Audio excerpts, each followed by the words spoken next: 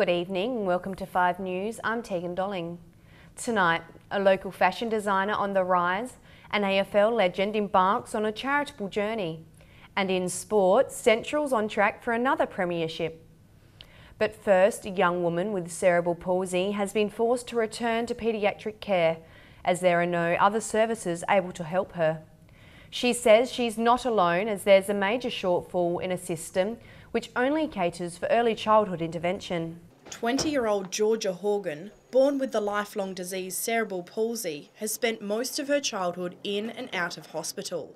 No longer a child, Georgia should have been transitioned to adult disability care when she turned 18, but this never happened. We have to be transferred to another hospital, but there's no hospital for me to go to.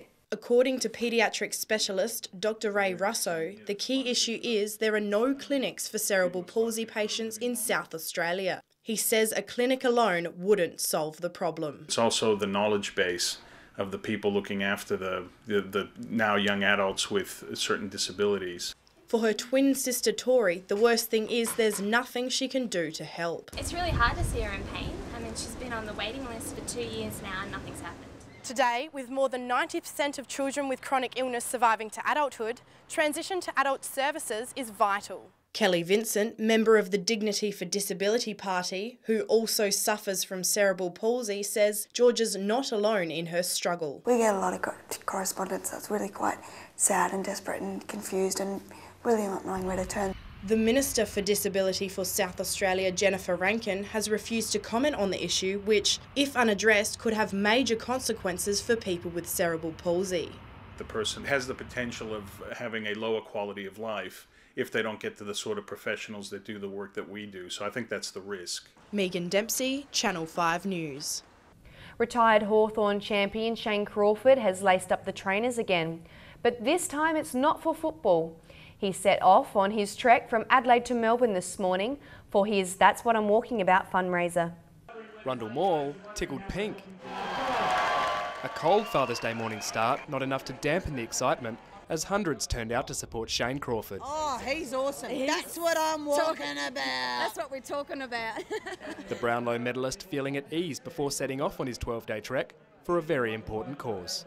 I feel good now, and yeah, so it's sort of the unknown, but looking forward to it.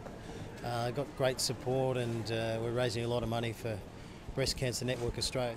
While some had footy on their mind, a familiar face threw her support behind the event. What Shane's doing for us is he's going to elevate the profile of our organisation, and he's also going to raise some funds, two very significant things. After a few last photos, it was time to go. These the first few steps of a 760-kilometre journey. Good luck, Crawford! Around 14,000 Australian women will be diagnosed with breast cancer this year alone, but it's not only women at risk. This particular night, I just got a bit of itch on my right nipple. I went to scratch it and I just feel the lump. And with that hesitation, I just went straight to the doctor and bingo. Crawf hopes to raise as much as possible to help those affected by the disease.